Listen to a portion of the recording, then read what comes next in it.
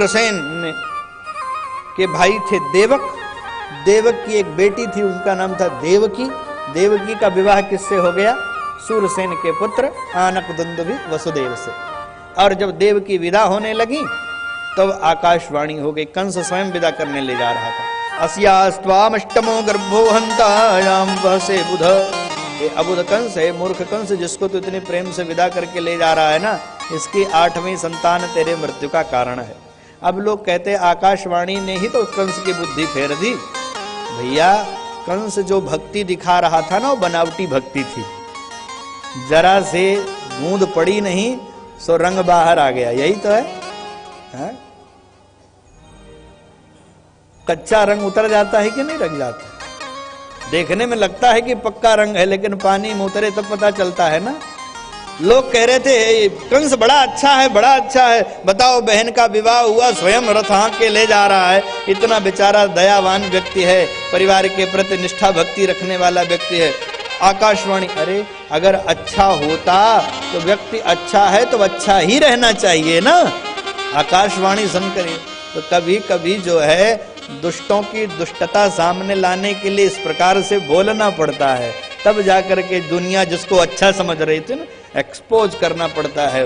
उसको कहते हैं, मुझे शब्द बढ़िया नहीं आ रहा है, को कर लेते हैं, क्या कहते हैं उसको, गुप्त कैमरा लगा करके जब सारी बातें, क्यों कुछ शब्द तो है उसका, हाँ क्या कोई बताओ भैया, हाँ?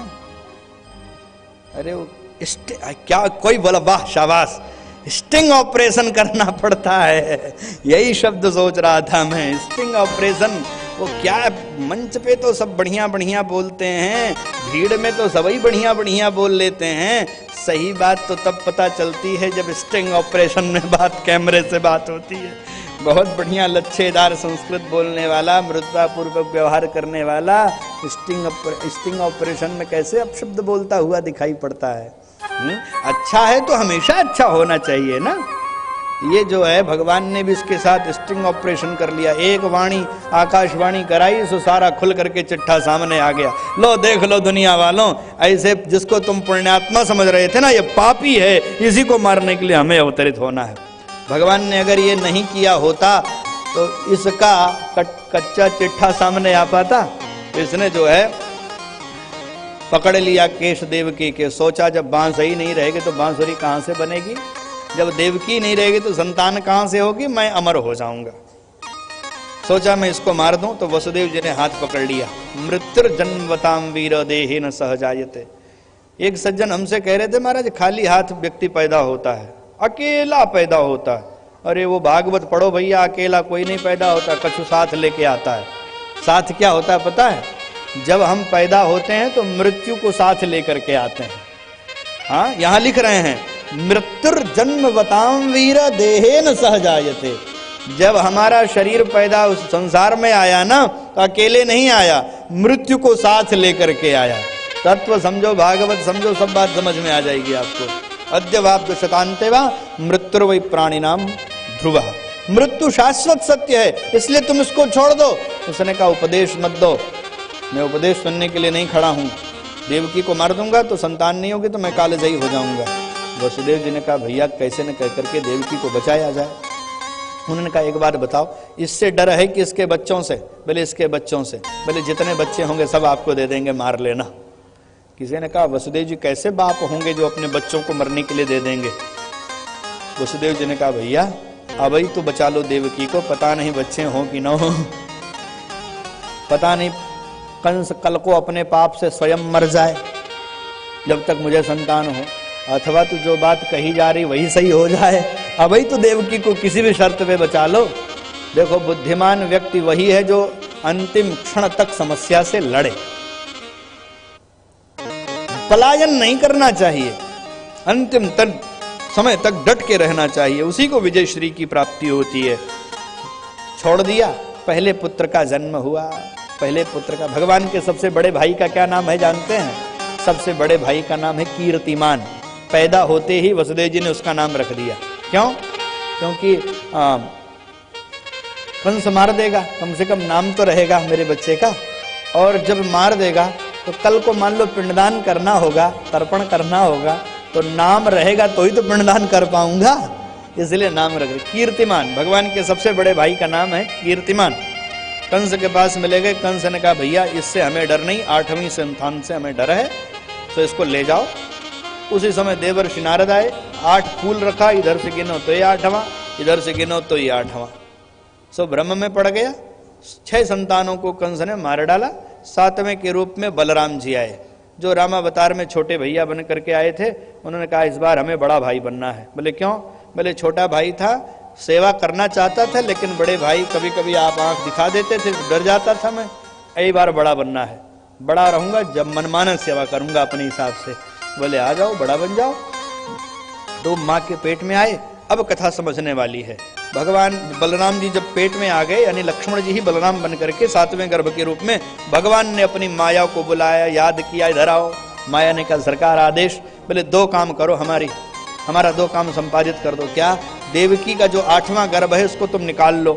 माया ने कहा निकाल तो देंगे, रखेंगे कहाँ? बोले इसको निकाल करके वसुदेव जी की दूसरी पत्नी रोहिणी के पेट में रख दो तो। और दूसरा काम, बोले कन्या बन करके जन्म लो यशोदा के गर्भ से। माया ने कहा 2 काम बड़ा बड़ा करवाओगे, क्या दोगे हमें?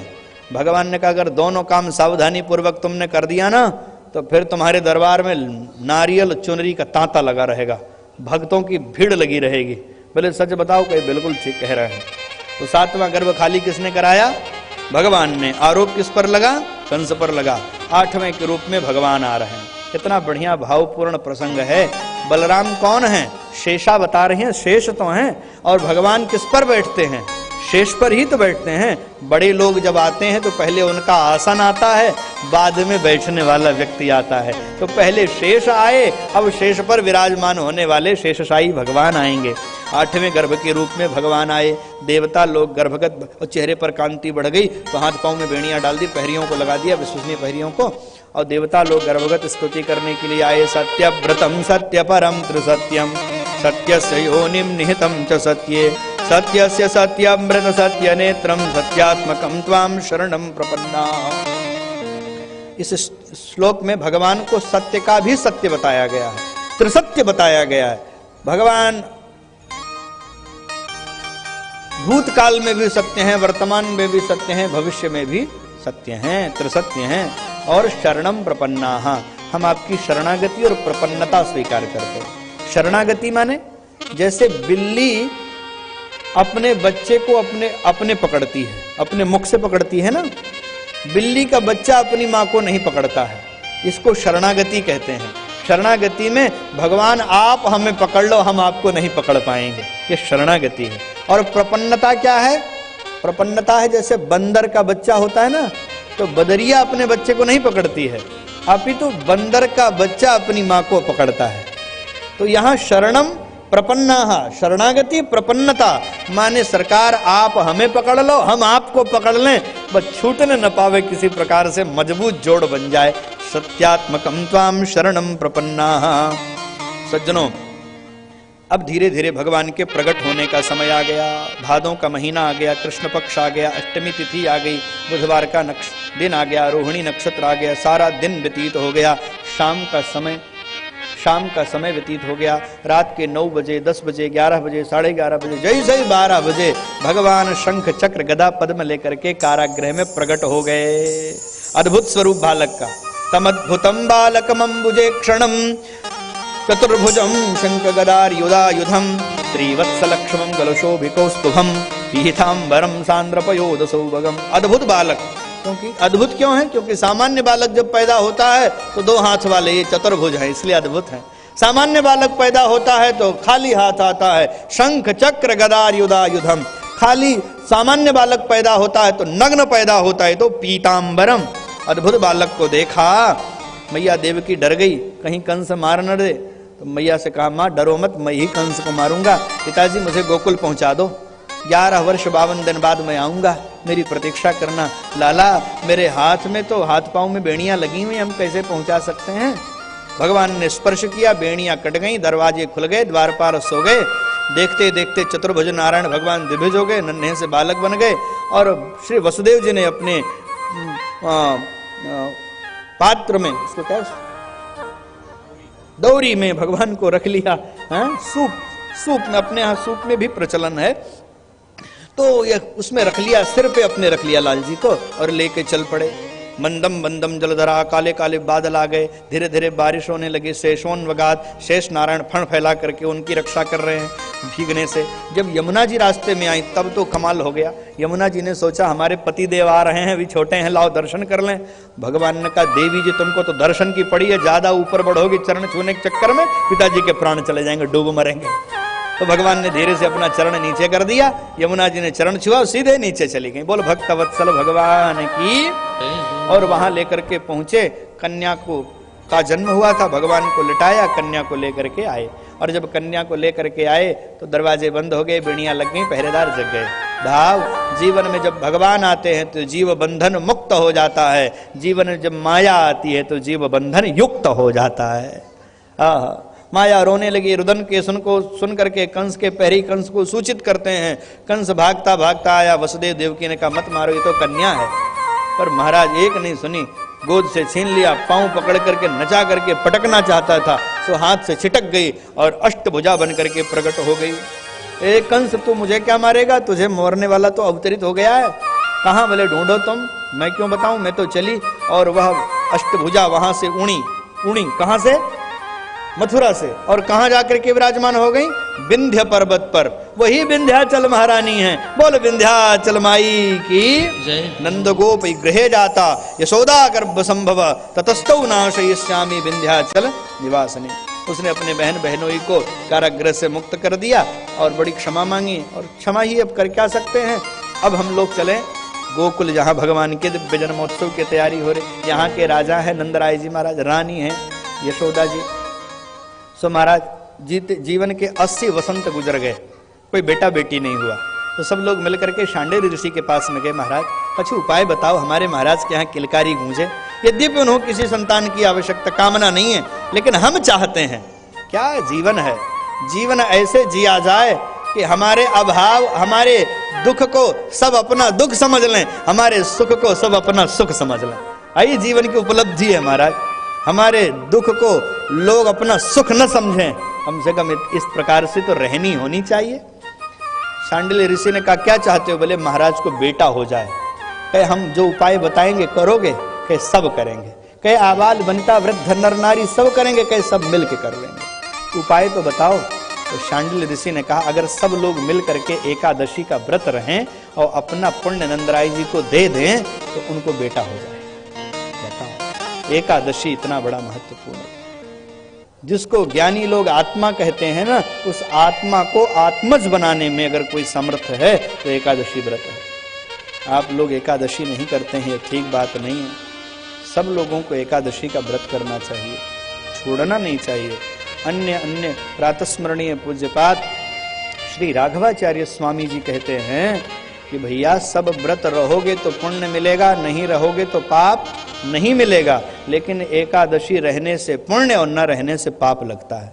इसलिए किसी भी वैष्णव भक्त को एकादशी 3 काम अपने जीवन में करो। इस कथा को सुन करके करेंगे, बोलूं?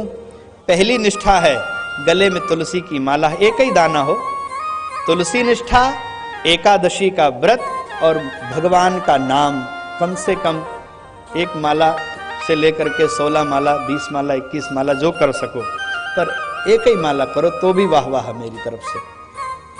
तुलसी निष्ठा, एकादशी निष्ठा, नाम निष्ठा, यही 3 काम करो, कहते जीवन का कल्याण हो जाएगा आपके जीवन में। सो मैं आपको निवेदन करूं, सबने एकादशी का व्रत किया। उस व्रत के करने से यशोदा जी को शुभ लक्षण प्रकट हुए और सुनंदा बुआ के यहाँ निमंत्रण लेकर के नंद बाबा गए। बहन तो चलो तू बुआ बनने वाली है। बहनों को निज पुत्र पर उतनी प्रसन्नता नहीं होती है जितना भाई को पुत्र प्राप्ति पर प्रसन्नता होती है। सुनंदा बुआ आ गई, गांव वालों ने कहा बुआ तो हर साल आती थी पर छोटा मोटा बैग ले आती थी, इस बार तो बड़का बैग लेके आई हैं। का प्रोग्राम है, भादों का महीना, कछु ब्याह शादी का भी अवसर नहीं है। फुसर फुसर शुरू हो गई। सो धीरे धीरे धीरे धीरे धीरे धीरे बात बाहर आई। बोले नंद बाबा के यहाँ तो आनंद होने वाला है। अब महाराज रोज जगते थे ढोल मजीरा लेके, जब सूचना मिली सो बजाना शुरू कर देंगे। पर भैया अष्टमी की रात्रि में ऐसा सोए कि नवमी का सवेरा हो गया, कोई जगह ही नहीं। सुनंदा बुआ जगी, भगवान की बुआ। देखा यशोदा जी तो भावजन्य भाव समाधि में है, उनकी गोद में नन्हा सा कमल खिला हुआ है। सो देखा छोरा है कि छोरी है, तो बालक है। तो बाहर गई और लगी थाली बजाने और हल्ला करने लगी, भैया बधाई हो, हई गयो, हई गयो, हो गया, हो गया। लोगों ने पूछा, बुआ जी का भयो? बोले तुमको क्यों बताऊं, भैया कहाँ है पहले उनको बताऊंगी। देखो एक बात कहूं, मेरे हृदय की बात है, हमारे जीवन में चाहे सुख का अवसर आवे चाहे दुख का अवसर आवे, हम कहते पहले किससे हैं? अत्यंत सुख भी तो अपने सबसे हृदय के सन्निकट वाले व्यक्ति से शेयर करते हैं ना। अच्छा एक बात कहो, आपको कोई अपना कहे और उसके जीवन का कोई सुख पूरा जनपद जान जाए तब आप जानो, और अगला वक्त कहे मैं आपको अपना मानता हूं, आपको गले बात उतरेगी? बोले इतनी बड़ी बात हो गई, पूरा जिला जान गया और तुमने हमसे बताया नहीं, और तुम कह रहे हो तुम मेरे खास व्यक्ति हो। काहे के खास हैं तुम्हारे हम? जीवन में सुख हो चाहे दुख हो, हम पहले किससे कहते हैं? वो हमारे जीवन में प्रथम और द्वितीय तृतीय स्थान सुनिश्चित करता है। सुनंदा बुआ ने कहा, ये शब्द ध्वनि तो पहले नंद बाबा को बताऊंगी। नंद बाबा वृक्ष के नीचे बैठ करके माला जप रहे थे। ब्रज के रसिक आचार्य कहते हैं पहले जपते थे भगवान का मूल मंत्र, लेकिन जब से लाल जी के आने की खुशी सुनी है सो मंत्र भूल गए हैं। ओम नमो भगवते वासुदेवाय की जगह क्या जप रहे हैं पता है? अबई तो भयो नाई, आगे को पतो नहीं, भाव में डूबे हुए हैं। भैया बधाई हो, बधाई हो। काहे की? बोले कछुन्ने निकालो, फ्री फोकट में काई बताऊं? बहन भैया सब कुछ तेरा ही है, पर बता दे। सुनंदा बुआ ने बड़े जोर से शब्द ध्वनि आनंद में निमग्न होकर के नाचते हुए घोषणा कर दी, नंद बाबा बधाई हो, यशोदा रानी बधाई हो, गोकुल वालों बधाई हो, व्रत करने वाले सभी को बधाई हो, पांडेय परिवार को बधाई हो, आयोजकों बधाई हो, वादकों बधाई हो, आचार्यों बधाई हो, अब सभी श्रोताओं को बधाई हो, बधाई हो।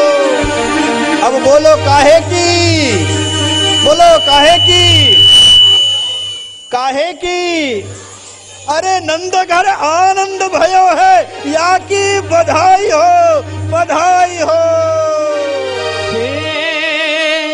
नंद के आनंद भयो, जय कन्हैया लाल की। नंद के आनंद भयो, आनंद उमंग भयो, जय यशोदा लाल की। आनंद उमंग भयो, जय यशोदा लाल की। जय यशोदा लाल की, जय हो गोपाल की। जय यशोदा लाल की, जय हो गोपाल की।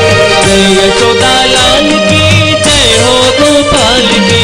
जय यशोदा लाल की, जय हो गोपाल की। नंद के आनंद भयो, जय कन्हैया लाल की। नंद के आनंद भयो, जय यशोदा लाल की। नंद के आनंद भयो, जय कन्हैया लाल की। नंद के आनंद भयो, जय कन्हैया लाल की।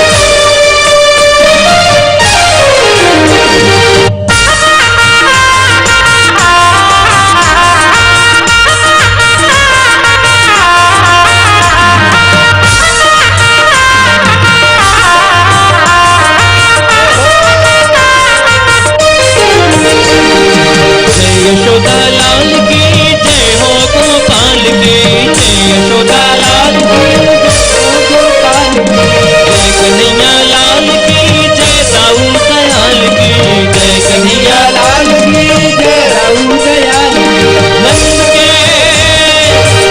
के आनंद भयो जय कन्हैया लाल की नंद के आनंद भयो जय कन्हैया लाल की नंद के आनंद भयो जय कन्हैया लाल की